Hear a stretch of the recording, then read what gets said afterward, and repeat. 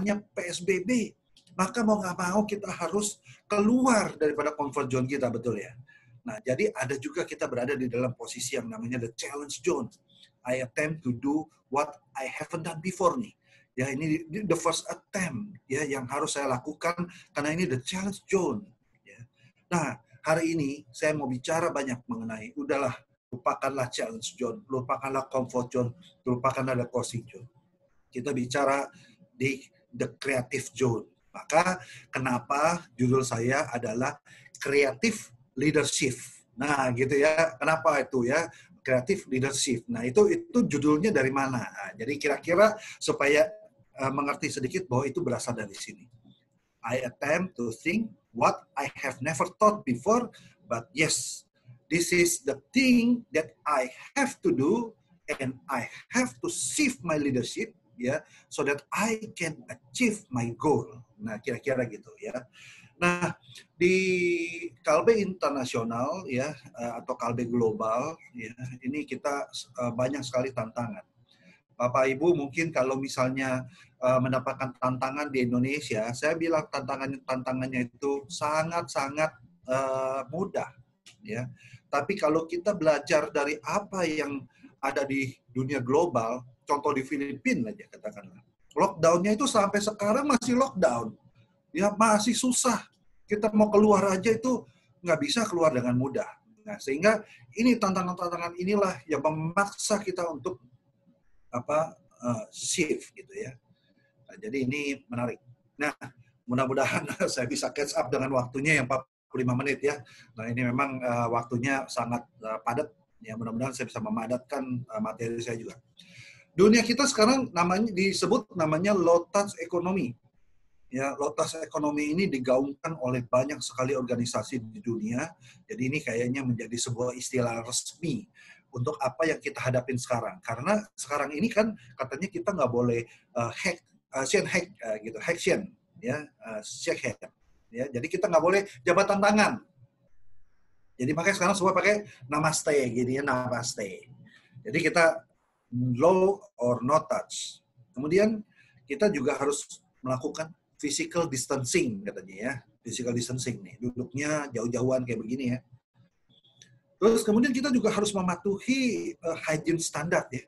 Jadi makanya harus mencuci tangan, harus menggunakan hand sanitizer ya. Nah, jadi ini kita terus menggunakan masker dan yang lain-lain gitu ya. Nah, ini hygiene standar yang ini ya, dan ada health protocol yang harus kita ikuti. Jadi ini ada standar-standar kesehatan juga ya. Misalnya kita juga diminta untuk minum vitamin lah, apa segala macam gitu. Kemudian kita juga mempunyai batasan-batasan tertentu di mana kita nggak bisa traveling dengan mudah saat ini. Ya. Pada saat katakanlah COVID ini berlangsung, posisi saya ada di Vietnam waktu itu. Ya, saya untung masih bisa pulang. Kalau saya telat 1 hari, mungkin saya kena lockdown di sana, saya nggak bisa pulang ya. Banyak teman-teman saya di perusahaan yang juga sampai sekarang masih terdampar. Ada yang di Myanmar yang masih belum bisa pulang ya.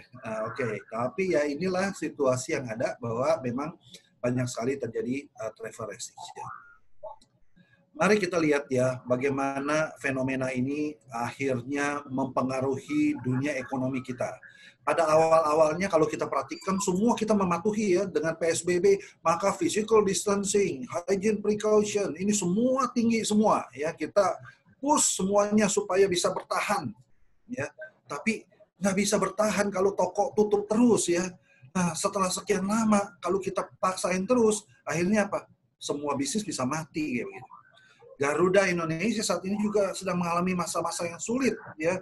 Dan kalau kita lanjutkan lagi nih PSBB-nya dan travel restriction-nya, ada kemungkinan Garuda Indonesia tidak bisa kita selamatkan lagi mungkin.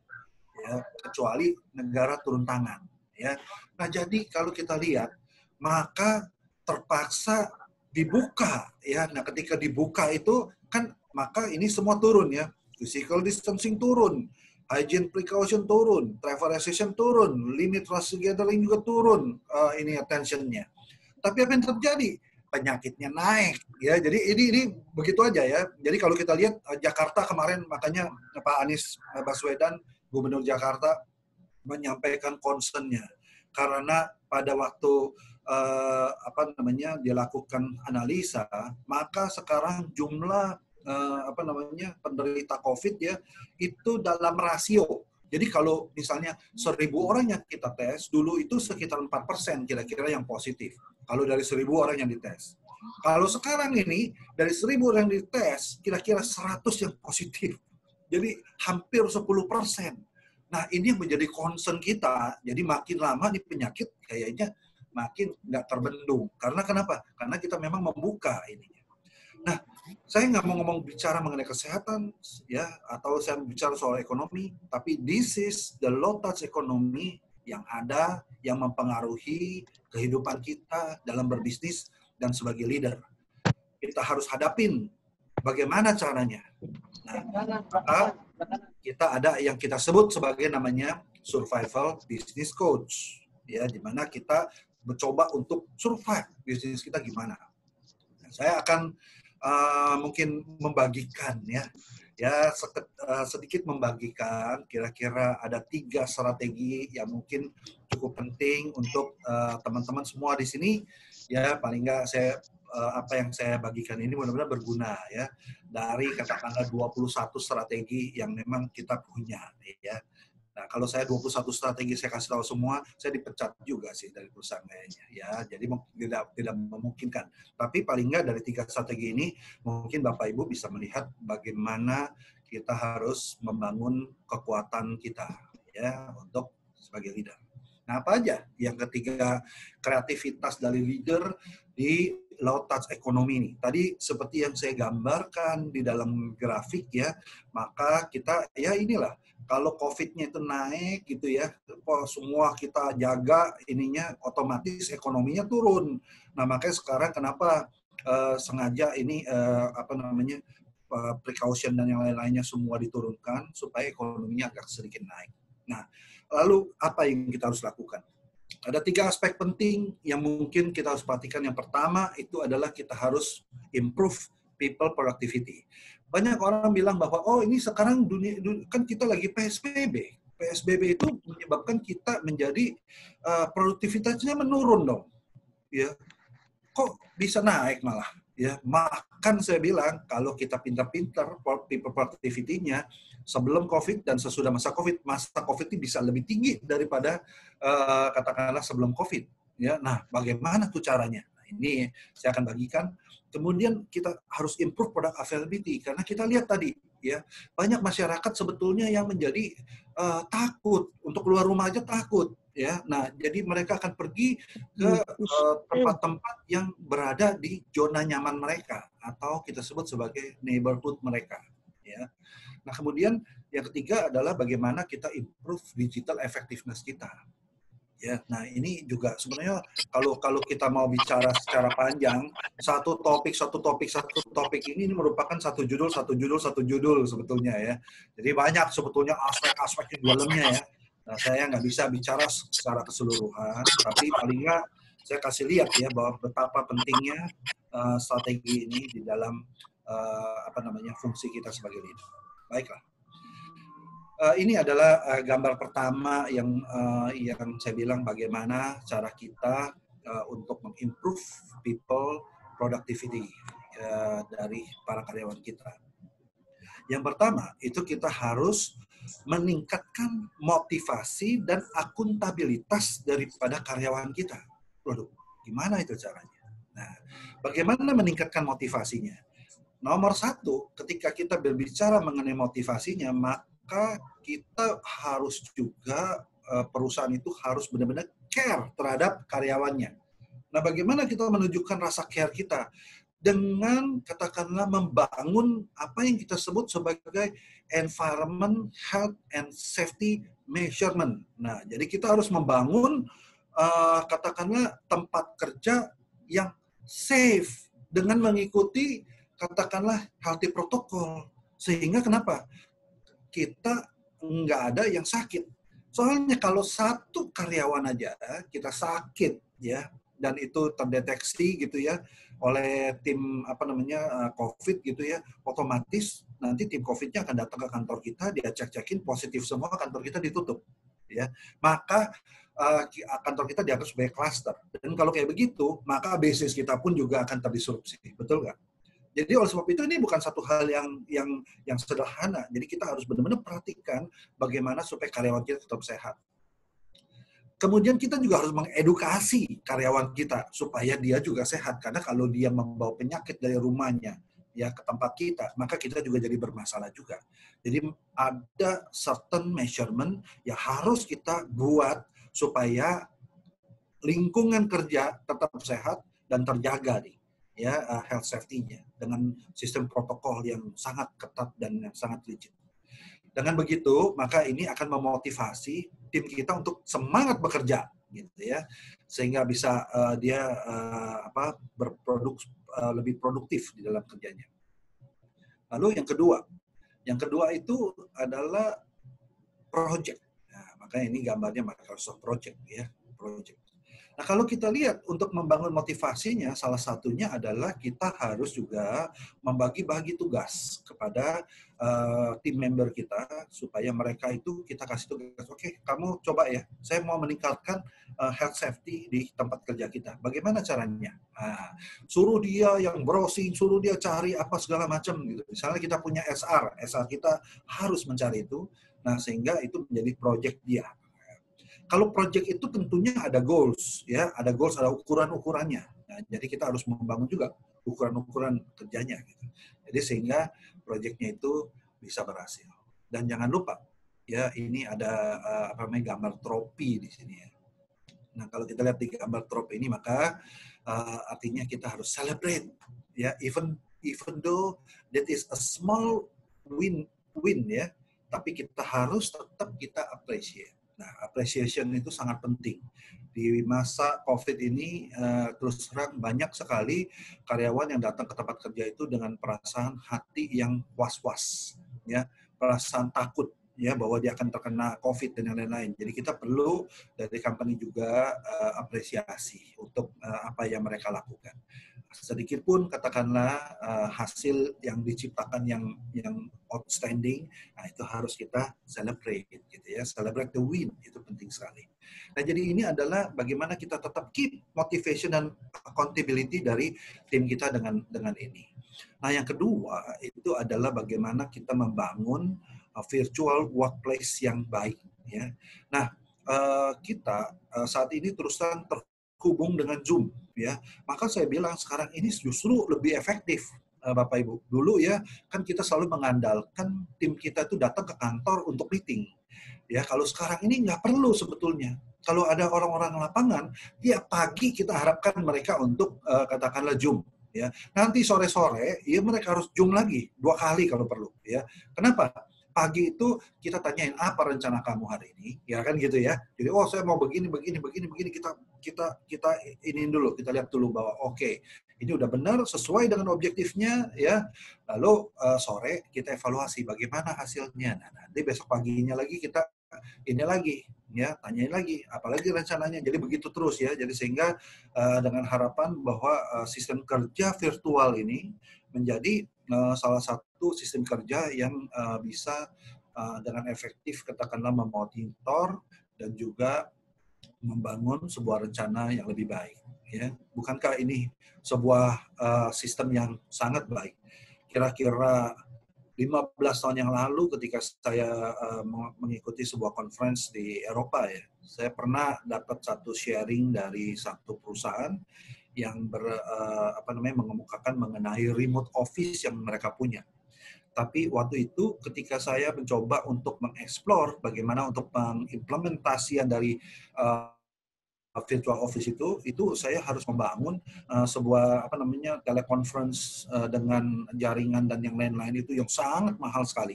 Ya, itu kira-kira Bapak Ibu kalau mau tahu itu bisa menghabiskan uang kira-kira 3 miliar. Nah, sekarang ini menjadi nggak ada artinya. Kenapa? Karena dengan handphone aja, ya, tim kita itu bisa nge-Zoom. Ya, Zoom itu bisa diakses pakai handphone. Jadi nggak ada masalah. Jadi zaman sekarang itu yang penting internet aja deh. Pokoknya kalau di rumah ada internet, ya, ada handphone, maka Zoom itu bisa kita gunakan. Nah, kemudian juga sekarang ini ya, kita jangan ribet-ribet lah pakai teori ini, teori itu ya. Sekarang pokoknya apa objektifnya? Objektif pun juga jangan terlalu panjang-panjang. Udah objektif bulan ini apa? Ya. Key result yang diharapkan apa? Nah, ya. Jadi itu adalah hal yang penting yang kita harus terus pantau ini, ya. Bikin dashboard kalau perlu. Kemudian ada working from home. Ya, working from home ini juga mempunyai sebuah keunikan tersendiri ya. Karena working from home ini orang banyak yang berkata bahwa produktivitas menurun. Saya membaca di Harvard. Oh ya, thank you, Pak. Ya. Saya membaca di Harvard Business Review, saya menemukan bahwa ternyata working from home itu justru bisa meningkatkan produktivitas. Ya, jadi surprise. Nah, yang terakhir adalah kita harus reskill people. Kenapa reskill people? Karena zamannya sekarang ini kan zamannya zaman virtual ya. Jadi kita misalnya katakanlah kayak sekarang ini kita mengikuti webinar. Nah, webinar itu kalau kita mau menyelenggarakan sebuah webinar bagi misalnya katakanlah reseller kita atau partner-partner kita, maka itu harus punya skill tersendiri Bapak Ibu semua. Ya, jadi webinar pun itu juga perlu untuk dipelajarin bagaimana. Kemudian sekarang ini ya, kita juga sebenarnya bisa memanfaatkan banyak sekali misalnya kayak Instagram Live gitu. Ya. Nah, terus kemudian ada Shopee Live, bahkan Shopee ya, itu juga menawarkan fasilitas untuk membuat Shopee Live atau katakanlah ada Lazada Live, ya. Nah, bagaimana caranya? Nah, tentunya ini harus kita pelajari dulu ya bagaimana caranya supaya bisa kita menggunakan fasilitas ini dengan efektif dan efisien. Nah, jadi ini adalah yang kita sebut sebagai reskill people. Nah, pada zaman sekarang ini apa sebetulnya skill-skill yang harus kita miliki? Maka ini semua harus dipelajari. Itu kira-kira. Nah, saya masuk ke dalam apa yang disebut mari kita improve product availability dan juga ketersediaan produk kita di consumer atau customer touch point. Banyak orang berpikir bahwa zaman sekarang itu kayaknya mudah ya. Tapi setelah adanya masa PSBB, kita menyadari ya bahwa ternyata ini nggak mudah. Yang pertama adalah kita tahu bahwa semua orang itu lebih suka berada stay at home ya. Ini adalah satu fenomena dan satu hal yang akan terjadi sampai kira-kira 3 tahun, 4 tahun ke depan kita nggak tahu deh. Mungkin bisa selamanya juga ya bahwa orang akan lebih cenderung untuk stay at home. Kemudian juga banyak sekali adanya travel restriction nih. Travel restriction yang ada. Ya, nah ini akan membuat kita menjadi kesulitan ya untuk katakanlah mendelivery produk kita karena adanya travel restriction ini ya. Kita mau masuk kampungnya itu depannya pagarnya ditutup gitu ya. Nah, ini menjadi satu isu tersendiri. Kemudian ya kita juga tahu bahwa seluruh konsumer kita itu selalu connect di digital ya. Dan mereka mempunyai health concern, ya mereka khawatir terkena virus. Mereka juga menjaga jarak nih. Dan lebih parah lagi sekarang ada satu fenomena baru, ya kecenderungan orang jadi takut nih. Ini namanya ada fobia baru, namanya agorafobia. Ini fear of entering open and crowded places. Jadi kalau kita masuk ke dalam lift, termasuk saya terus terang Bapak Ibu, kalau saya masuk ke dalam lift, di dalam liftnya ada 4 orang, saya lebih bagus kalau ada tangga saya turun naik tangga aja. Ya, jadi saya nggak mau masuk lagi karena saya takut adanya transmisi dari virus. Nah, kalau kita lihat behavior dari konsumer kita, maka ini ya hal yang harus kita perhatikan kalau kita bicara mengenai convenience place dari konsumer kita, maka yang memungkinkan buat kita adalah 2 poin ini. Yang pertama adalah available store at neighborhood, ya artinya kita harus menjangkau mereka di dalam lingkungan mereka, ya dan juga ada juga yang di online gitu ya kira-kira. Nah jadi kalau kita lihat di 2 ini, maka kita lihat lagi di neighborhood ini, maka peranan reseller ini menjadi begitu penting kalau untuk toko-toko. Jadi kita harus membangun jaringan sekarang. Kita lihat di dalam satu kelurahan gitu ya. Di kelurahan ini di mana saya mau tempatkan reseller saya supaya katakanlah itu bisa menjangkau seluruh lingkungan di situ. Nah, itu harus mulai dipikirkan ya. Membangun reseller nggak gampang Bapak Ibu ya.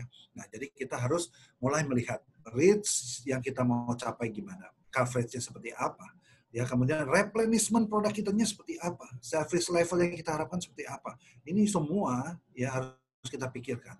Dan juga biasanya kalau nggak mau susah ya itu maka klik sorry. Maka Alfamart, Indomart, ya Minimart yang begitu banyak sekali tokonya ya, kalau Alfamart kalau nggak salah udah 13.000 tokonya seluruh Indonesia, maka ini menjadi sebuah tempat yang strategis untuk membuat produk kita available di sana. Ya, nah jadi ini menjadi sebuah pembelajaran. Kemudian di online itu kita harus pikirkan ya bagaimana produk kita supaya ada di Lazada, ada di Shopee ya. Kemudian kita membangun CRM dan home delivery gitu ya. Oke. Ini ada yang kena anotasi jadinya ya. Mungkin panitia tolong anotasinya bisa dimatiin ya, jadi supaya ini mengganggu nih anotasinya. Oke ya, saya lanjut lagi. Ini sebentar ya, saya mungkin annotate-nya. Oke, ya udah. Ya, saya matiin deh ya. Oke, sekarang mari kita lihat juga mengenai digital transformation. Nah, jadi ini saya mengutip dari Profesor Dominic Turpin ya dari IMD di Amerika. Maka kalau kita bicara mengenai digital transformation ada 4 hal yang harus kita perhatikan. Yang pertama adalah privatisasi dari customer centricity. Yang kedua harus ada meet customer wherever they go, ya, atau touch point-nya harus kita perhatikan, gitu kira-kira ya. Kemudian yang ketiga adalah master the experience stage, ya, customer experience itu paling penting. Pada zaman sekarang ini, Bapak Ibu, ketika katakanlah masa PSBB, banyak sekali karena kita nggak bisa lagi pergi ke supermarket, kita nggak bisa pergi ke mall, akibatnya kita harus dihadapi dengan produk-produk yang hanya available ya di tempat itu. Jadi kita harus pasca mencoba. Jadi buat Bapak Ibu semua yang mungkin pernah lihat presentasinya dari AC Nielsen ya, itu kita tahu bahwa ternyata sekarang banyak customer itu yang mencoba produk baru, ya, mencoba produk baru. Dan banyak juga dari mereka yang stay di produk baru itu. Nah, jadi artinya customer experience berubah, Bapak Ibu. Ketika produk kita itu shortage untuk 2-3 bulan, kita nggak jualan, ya kan, maka ada perusahaan lain yang serving needs dari customer kita, dan sehingga customer experience itu berubah. Oleh sebab itu makanya hati-hati ya. Nah, ini kita harus pikirkan bagaimana untuk supaya customer experience itu nggak berubah.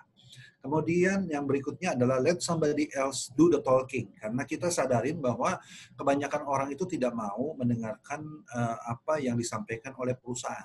Mereka mau mendengarkan dari influencer ya, dari orang-orang yang mereka merasa nyaman, yang mereka merasa ini orang yang punya accountability yang bisa dipercaya. Nah, jadi kira-kira keempat hal ini yang penting untuk kita perhatikan ketika kita membangun digital bisnis kita ya, supaya kita bisa tetap berada di wave yang benar gitu ya. Nah, ya saya nggak jelasin satu persatu karena waktu juga ya, jadi saya lanjutkan. Bapak Ibu, ini kalau kita perhatikan di dalam platform yang ada ya, maka kalau kita perhatikan di seluruh dunia, termasuk di Indonesia, Facebook itu masih nomor 1. Jadi kalau kita melihat sebuah cara bagaimana untuk mereach atau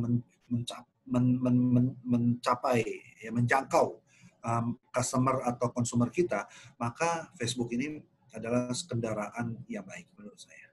Ya, jadi pikirkanlah Facebook, ya, kemudian YouTube, WhatsApp, ya, FB Messenger, ya. Kemudian ada WeChat, WeChat ini kebanyakan di Cina ya.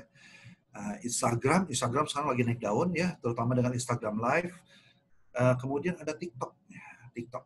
Nah, ini TikTok ini sangat sangat unik ya. Nah, saya mau bicara juga soal TikTok atau di apa namanya di China-nya disebut Douyin ya.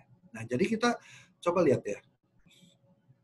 TikTok ini adalah sebetulnya miliknya Genjet namanya, Genjet ya. Jadi saya cuma kasih lihat bahwa betapa pentingnya ya TikTok ini. Jadi kalau kita lihat di Amerika ini lagi di ban ya. Trump eyes a TikTok ban, everything you need to know. Semua pegawai pemerintah itu nggak boleh pakai TikTok katanya di Amerika. Ya sampai sedemikian hebohnya ya. Tapi ya kalau kita perhatikan di Tulsa ketika ini belum lama nih ya 23 Juni di Tulsa itu ya kampanyenya si Trump itu disabotase ya sama teenager nih karena mereka merasa bahwa TikTok ini adalah sebuah apps untuk mereka berekspresi. Wah, ketika apps yang tempat mereka untuk berekspresinya itu dihambat, mereka jadi marah dan mereka akhirnya kita lihat ini memobilisasi ya melawan Trump. Ini 3 hari yang lalu ya. Jadi kalau kita lihat ini adalah sebuah apps untuk mengekspresikan gadget energi. Jadi ini TikTok ini terus terang daerah baru nih, daerah baru. Orang belum berpikir. Pernah lihat iklan pakai TikTok? Ya hampir nggak ada. Orang belum kepikiran ya. Jadi mungkin kalau kita bicara mengenai clutter ya, kalau kita belajar marketing, maka banyak sekarang ini misalnya kayak Facebook lah. Facebook itu clutternya udah banyak ya. Jadi kalau kita lihat tuh udah terlalu banyak iklan-iklan yang lain begitu kan yang memanfaatkan YouTube lah atau ini orang jadi segen ya. Maka orang kebanyakan skip, betul ya. Skip dia kebanyakan suka skip. Nah, TikTok ini daerah baru ya. Jadi mungkin perlu dipikirkan. Karena kenapa nih? Kalau perhatiin ya.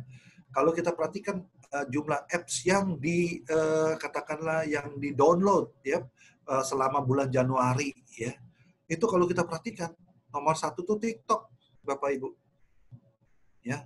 Nomor 1 ini TikTok nih, overall download ya di App Store, downloadnya juga TikTok. Google Play juga TikTok. Nah, TikTok ini menurut saya lagi on rise, lagi naik daun dia. Ya sebagai gambaran aja di India aja yang mendownload TikTok itu ya ada 400 juta. Waduh, 400 juta manusia yang mendownload TikTok di India saja gitu. Di Indonesia ya, menurut saya juga banyak ya. Cuman orang Indonesia tuh masih suka pakai WA ya. Jadi TikToknya itu sebenarnya banyak, cuman TikToknya itu videonya di-convert jadi ke WA ya. Gitu ya. Tapi TikToknya sendiri sebenarnya juga naik ya. Jadi ini merupakan salah satu fenomena yang perlu kita cermati juga ya. Oke, kita lanjut lagi. Nah, kalau kita perhatikan, dunia kita saat ini sama seperti troubled waters ya. Jadi ini lagi gelombangnya lagi kencang banget dah ya, Bapak Ibu ya. Jadi COVID ini benar-benar menghantam market kita ya. Tapi jangan lupa, Bapak Ibu, saya percaya bahwa in troubled waters ya, the fishes are usually pretty much bigger. Betul gitu nggak ya? Jadi di air yang bergejolak itu ikannya gede-gede itu. Ya, nah maka oleh sebab itu, ya mari Peter Drucker ini kan bapaknya manajemen ya dan orang marketing yang paling hebat lah kalau menurut saya ya. Dia bilang fokuslah ke opportunity yang ada di troubled waters ini gitu ya, bukan di problemnya. Nah kadang-kadang kita suka terpaku pada problem dan kita mencari penyelesaian dari problem-problem yang ada. Padahal sebetulnya kalau kita perhatikan opportunity-nya itu sangat besar gitu. Ya, nah jadi ini hal-hal yang perlu kita pikirkan, Bapak Ibu semua. Jadi itu kira-kira ya saya mudah-mudahan tepat waktu ya, 45 menit. Thank you. Yeah, thank you. Thank you Pak Galatia. Wah, ini bukan tepat waktu lagi, tapi ahead of time. Jadi Bapak menjelaskan dengan sangat baik. Kita masih punya bahkan 15 menit, tepatnya 14 menit tanya jawab. Oke, first of all, thank you Pak Galatia. Ya, materi yang luar biasa. Yang paling terakhir saya suka ya, di troubled water, ikannya gede-gede gitu ya. Jadi krisis ini adalah kesempatan untuk memperbesar ikan kita, gitu ya Pak Galatia ya. Betul sekali, betul sekali. Ya. Oke, teman-teman, silakan kalau memang mau bertanya, boleh melalui chatboard atau bisa langsung ke sini. Ya, tapi saya ingin punya satu pertanyaan nih, Pak Galatia, untuk memulai semuanya. Tadi kan Baik, baik. ada statement dari Bapak untuk pertama kali di masa yang penuh dengan restriction ini, supaya tim kita produktif, fokuslah pada 1-2 hal saja. Malah kalau bisa 1 aja. Ya, 1 objektif dan 1 key results untuk setiap bulannya. So, how do you focus your team, apalagi ini kan tim dari berbagai negara, gitu ya, bukan cuma 1-2 kota. Bagaimana bisa mereka fokus ke titik yang sama, atau diizinkan nggak masing-masing wilayah itu punya fokus yang berbeda-beda? Ya, jadi gini, kita belajar dari satu istilah yang namanya VUCA ya, VUCA. Ya. Kan kita kan mengenal istilah VUCA. VUCA itu artinya ada kondisi di mana volatile, ya, uncertainty, kemudian ada complexity, dan juga ada ambiguity ya. Jadi VUCA. Ya. Nah, di VUCA ini volatility itu katanya harus dihadapin dengan visions dan victory katanya. Ya. Nah, jadi ada visi dan ada victory. Jadi maksud apa tuh victory? Victory itu adalah short term victory. Nah, jadi kita kasih project. Oke, kita punya visi bersama. Visi bersama yaitu untuk mencapai goal 2020 gitu. Tapi kamu harus punya satu project yang kamu harus victory gitu, victory. Nah, jadi victory-nya apa? Nah, itu yang mereka tentukan sendiri, ya, dan mereka fokus itu. Jadi kalau kita lihat, sebetulnya jadi kita punya objek, kalau kita kumpulkan ya banyak semuanya. Ya. Karena setiap orang itu kan masing-masing misinya mungkin beda-beda semua gitu ya. Leader-leader kita kan semua punya misi yang berbeda-beda semua. Jadi akibatnya kalau kita kumpulkan ya jadi banyak juga sih. Tapi kalau kita perhatikan buat orang itu fokus hanya di beberapa hal doang. Nah, seperti itu kira-kira, Coach Han. Oke. Thank you Pak Galatia. Alright. Ada pertanyaan dari Pak Edward Setia Dharma. Secara spesifik, bagaimana Kalbe accelerate digital transformation? Silakan, Pak Galatia. Ya, nomor 1 taruh orang, Pak. 2 taruh dana. Ya udah gitu, Pak. Sebenarnya sesimpel itu sih. Ya, jadi kalau kita nggak punya orang, terus kita nggak ada dana, ya pasti nggak jalan sih. Itu nomor 1. Oke. Jadi kita harus berani untuk mengalokasikan dana dan harus ini, tapi bukan hanya sekedar taruh dana dan taruh orang doang. Kita harus juga memberikan goals yang jelas. Ya. Karena kalau dia nggak jelas nih, juntrungannya oke, dia bangun sampai 5 tahun yang ke depan itu nggak akan bangun itu. Ya, jadi perlu kita gedor terus itu. Ya, perlu kita bangunkan terus dengan goals yang mereka punya gitu, visi yang mereka ada gitu ya. Nah, jadi tim kita terus terang nih, kalau Kalbe, kalau Bapak Ibu tahu, kita punya banyak sekali ya, digital inisiatifnya banyak sekali. Kita punya namanya Moss Health. Moss Health itu apotek online yang bisa diakses dengan apps. Kita punya yang namanya Kalcare. Kalcare itu adalah website yang berbasis artificial intelligence. Ya, jadi mungkin Bapak Ibu perlu kenalan sama Kania. Kania itu adalah artificial intelligence kita yang bisa bercakap-cakap dan menjawab pertanyaan-pertanyaan kita dengan sangat pintar. Ya, nah itu kemudian kita punya Klik Dokter. Klik Dokter kita juga itu ada AI-nya juga di situ. Ya, jadi cukup banyak sekali inisiatif yang kita bangun. Ya, pada waktu zaman sekarang ini segala sesuatu itu yang terkait dengan teknologi itu sekarang menjadi mahal. Ya, dan kita juga harus hadapin juga satu hal lagi, kita kekurangan juga banyak sumber daya. Karena begitu katakanlah kita punya digital inisiatif berhasil, orang-orang kita juga ditaksir oleh perusahaan-perusahaan yang lain. Ya, dihajak-hajakin semua ya. Jadi kita juga challenge yang paling berat pada saat ini ya. Jadi ya itu mungkin harus kita siap. Maka saya bilang tadi, orang sama dana itu 2 aspek yang sangat penting untuk membangun digital platform. Oke, good. Thank you. Ada pertanyaan lain, Pak Galatia, dari Pak Arifin. Bagaimana membangun tim yang efektif dan handal? Yang mungkin sudah dijelaskan tadi, tapi mungkin beberapa poin Bapak bisa tambahkan. Silakan. Kalau saya bilang, Pak, secara gampangnya adalah ketemulah setiap hari, pagi dan sore. Iya, jadi kebanyakan kita selalu beranggapan bahwa orang kita itu sudah mengerti, padahal belum tentu mereka mengerti apa yang kita mau. Pada waktu awal-awal, ketika kita mau membangun tim kita yang efektif dan efisien, maka kita harus selalu tahu apa yang mereka kerjakan dan kita arahkan, Pak. Jadi makanya dengan adanya Zoom ini, itu sebetulnya sangat efektif. Jadi tiap pagi itu kita bilang, kalau nggak usah pakai Zoom deh, kalau cuma 6 orang aja kita bilang, oke, sekarang kita meeting pakai WA gitu ya. Bisa. Jadi WA itu kita bisa katakanlah chat untuk 8 orang. Ya tim saya misalnya di Sri Lanka itu semua area manager saya itu meeting sama tim sales itu semua menggunakan chat dengan WA ya. Jadi ya nggak ada alasan sebetulnya kita nggak bisa ketemu gitu. Jadi justru orang lapangan itu biarkan mereka langsung ke lapangan. Yang paling penting adalah arahannya dari kita sudah jelas. Jadi pagi-pagi itu Pak, pagi-pagi jam 8 tank, semua harus sudah siap semua dan jam 8 tank kita meeting gitu kan. Nah, jadi Dimanapun meeting lokasi masing-masing gitu Pak ya? Kenapa? Dimanapun Pesan? lokasi masing-masing. Di mana lokasi masing-masing, ya. Jam 8 Jadi tank kita kita meeting. perlu datang ke kantor. Very good Iya, tips. perlu datang ke kantor, Pak. Nah, itu jadi dengan begitu kita justru lebih agresif, lebih ini Pak, lebih efektif menurut saya. Karena zaman sekarang apalagi di Surabaya, sekarang macetnya udah mulai ada lagi ya, Pak ya. Kayaknya begitu Jadi, sih. apalagi kalau macet-macet kayak begitu ya, waduh, sekarang ini dengan WA itu sebenarnya semuanya menjadi lebih mudah sih Pak. Gitu. Ya jadi kira-kira itu sih Pak, pembangun tim Pak. Oke, thank you Pak. Masih ada kurang lebih 7 menit lagi teman-teman. Ada 2 pertanyaan masuk, saya bacakan ya. Hopefully kita bisa kejar semuanya. Karena setelah itu ada pembicara lain yang juga udah siap untuk membagi inspirasi. Selamat pagi Pak Galatia dari Ibu Istina. Bagaimana cara kita membantu setiap penanggung jawab divisi atau leader untuk lebih proaktif? Nah, ini ada kondisi gap skill dan gap experience antar leader. So, silakan Pak Galatia.